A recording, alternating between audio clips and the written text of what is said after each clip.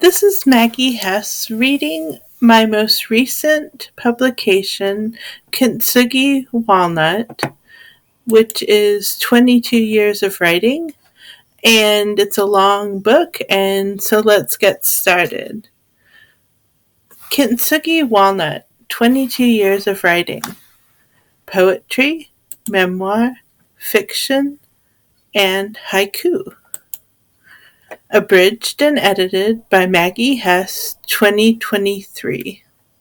For my parents. When we are born, we are one thing. At some point, it splits open. Foreword. I wrote my first poem, My Little Jellyfish, through my father, who happens to be the great Errol Hess, founding editor of the Sow's Ear Poetry magazine, a little magazine that was first put together with tape and glue out of the backwood addition to our home that overlooks the backyard and garden. My first poem, written through my father, was printed in one of the earliest Sow's Ear magazines. And if you never heard of the magazine, it actually is, to this day, a well-established literary magazine of notable prestige. My father was always a poet, and in the short answer, I guess my answer to you is I was always a poet. The first poems the first poems were songs before the one made it to print. I sang In the Hearts of Valley Leaves in my side yard, which is now just grass owned by a neighbor now. While I sung from a beautiful tree that got cut while I was in high school. My mother wrote down the words she heard me singing, which is how I can share this one with you. Into the hearts of leaves, into the hearts of catalpa branches, into the hearts of leaves, into the hearts of maple branches, all loving me. That was probably kindergarten.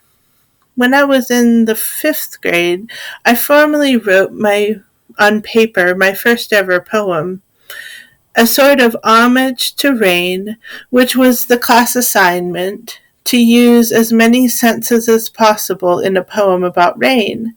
I loved that prompt. That was when I realized I am a poet, and I considered that my first written poem, but I didn't dive into writing more poetry. I had a lot of reading to do before I wrote any poems at all. I read the Sow's Ear that we had in our home, that my father and some friends were pulling together. I loved reading them, and they had interesting stuff in there, like words for body parts I had never heard, and the rhythms of these adult-oriented poems were nice. The only children's poetry books I could find were Shel Silverstein, which were very nice, but I wanted to read the adult stuff. I could tell it was more me, more classical seeming. I knew what I liked from very early age. The poems my father and other editors chose. But I didn't write a poem for a long time. Maybe some lyrics came to me and were trapped in the land of forgetfulness, but it is okay. And I finally got around to writing my second poem in high school. I wrote a lot of poems in high school. Some were published, and some of them were published to the web on my brother's website even. One was coincidentally a beautiful poem, one of the best ever, called Leeches. I don't currently have a copy. It was about a hike I took at Still Creek Park. It It spoke of trying to leave behind the family members I was walking with, very teenager, and hence referring to them as leeches. It culminated with a line that mentioned coming to a logging road with an electrical wire, and the line, sometimes you just have to cut them down, in reference to the wire. The recent poem I wrote you about snipping wire outside my house was only my second poem to ever come up with on that subject. Introduction.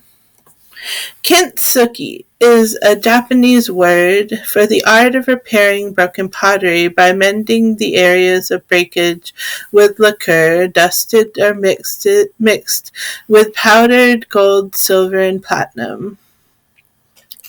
It is seen as a way to find beauty in something busted from its original intended form, drawing together the pieces to an abundance of cracked nuts. Kintsugi Walnut, 22 Years of Writing, is a collection of poetry and both kinds of prose, fiction and memoir, though this is by no means a complete works. As in everything I ever wrote, it does gather together most of my main pieces of writing over the past 22 years. Though I encourage children to read everything I write, this is just writing geared towards adults. I have a separate collection of children's writing. You will find the names of my many pieces of writing in the table of contents, but a few of them are being omitted to avoid repetition, though I might be wrong about one or two of the dates as that I assigned to these pieces. The intention is that all the works in this book are replaced in order of how I wrote them, chronologically in time. It should show something in the story of who I was at the time that I wrote each thing. And I think it will add to the overall feeling which you'll get when you read this book. There are a few poems that are repeated because I included them in a more than one printing or publication. Each of these titles was either self-printed or self-published on Kindle or Audible. The Cracked Nut, which I rogue printed at a community college and mailed to distant family members, or some other titles, were published on Kindle. So, this is their debut in that form.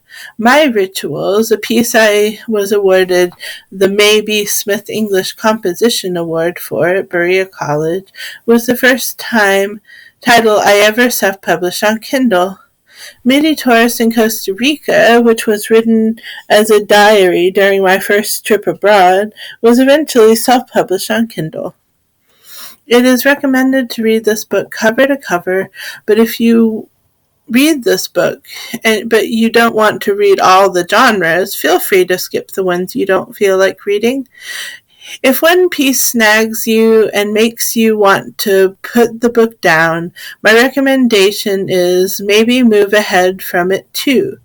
Some of this writing was experimental, and others were written when I was very young and still learning something about the art of writing, which I still am today, actually.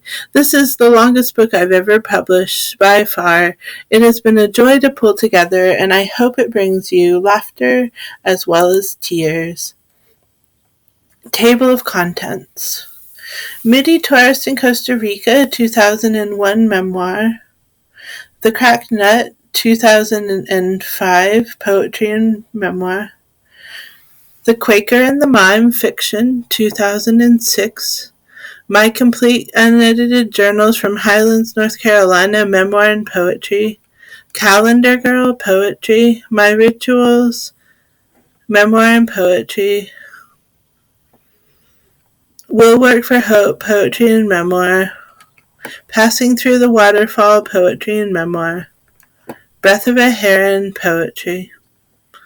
Sweets Eats, fiction. Counting the Long Train, memoir. My Hodoki, memoir. Tick, fiction. Swimmer Stipple, a diary of swims from and poems from the water. Who Inherited Softness, poetry and memoir. Hoodwinked 1, 2, 3, and 4, fiction. Buoyant Recovery, poetry and memoir. Art of Repairing Broken Pottery, poetry and memoir. Finding My Way, a year of writing poetry and memoir. Living with Mom, poetry. Journal Almost to a Waterfall, poetry and memoir. A Sky with No Swifts, poetry. So you'll see a bunch of these posts of me reading this book, and it should be a long read together because this is probably going to be about 6 hours of podcasting. So I hope that you'll follow along with all of these, or the ones that you're most interested in.